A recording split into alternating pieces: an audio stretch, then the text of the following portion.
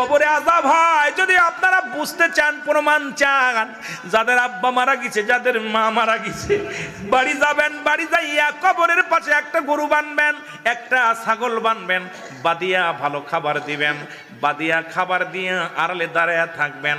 দেখবেন ওই পশুটা ছুটাছুটি করবে, ওই পশুটা চোখ দিয়ে পানি দর দর করে ছেড়ে দিবে, ওই পশুটা দড়ি ছিঁড়াছিঁড়ি করবে। আপনার বাবার কবরে আযাব হচ্ছে।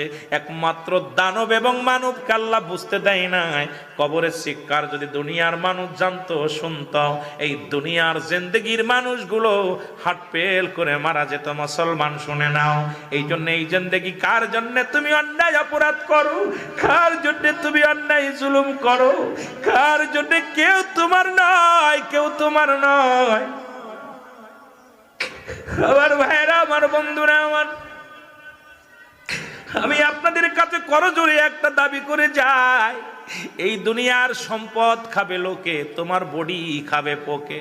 আমি পিরাইটা ওয়াজের মধ্যে বলি, সম্পদ রেখে গেলাম, এটা খাবে ছেলে মেয়ে, এটা খাবে প্রতিবেশী, এটা খাবে রাষ্ট্র, কিন্তু আপনি আমল যদি না করে যান, আপনার দেহটা খাবে পোকে। এই দুনিয়ার সম্পদ খাবে লোকে, তোমার দেহটা খাবে পোকে। এই দেহটা যেন পোকে না খাইতে পারে রে মুসলমান, এমন বডি করো যেন তোমার কবরের ভিতরে পোকা মা করে না আসে।